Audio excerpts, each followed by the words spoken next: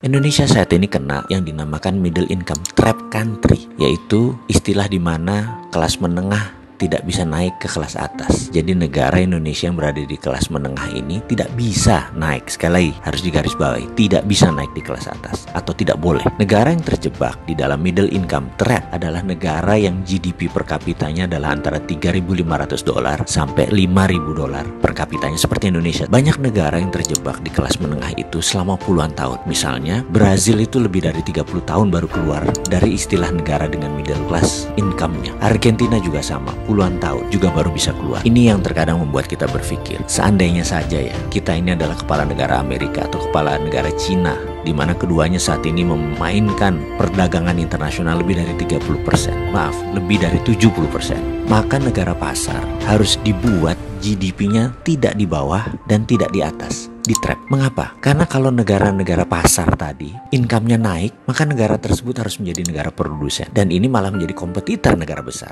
Nggak boleh. Jadi nggak boleh negara tersebut jadi produsen. Kalau negara tersebut miskin, misalnya GDP-nya di bawah 1.000 per kapita, mereka nggak mampu beli barang Cina dan beli barang Amerika. Dan kedua negara itu nggak mau membuat negara tersebut miskin. Makanya negara-negara market harus dijebak di tengah. Cara trapnya bagaimana? Dan mengapa harus di trap atau dijebak? Biasanya negara yang berpenduduk besar yang dijebak di tengah oleh negara kapitalis. Caranya dengan jangan jadikan mereka negara produsen dan manufaktur. Kedua, jangan jadikan mereka swasembada pangan. Terakhir, jangan mereka bisa mengendalikan energi. Ada sebuah perkataan dari Menteri Luar Negeri Amerika dulu namanya Henry Kissinger. You control the food, you control the people. You control energy, you control the country. Kalau mau mengendalikan rakyat, kendalikan pangan mereka. Kalau mau mengendalikan sebuah negara, kendalikan energi mereka, minyak bumi mereka. Kita kasih contoh sederhana negara Venezuela yang baru-baru ini. Negara ini menghasilkan minyak lebih besar dari Indonesia. Suatu saat Venezuela melawan dalam tanda petik Amerika dengan menjual minyak mentahnya ke Cina. Amerika marah dan Amerika membuat Venezuela menjadi failed state atau negara gagal dengan financial warfare yang dilakukan oleh economic hitman-nya, pasukannya CIA-nya Amerika. Dan kita semua tahu negara tersebut dalam setahun terjadi hyperinflation. Mata uang Venezuela nilainya jatuh 1.000.000% sampai harus menerbitkan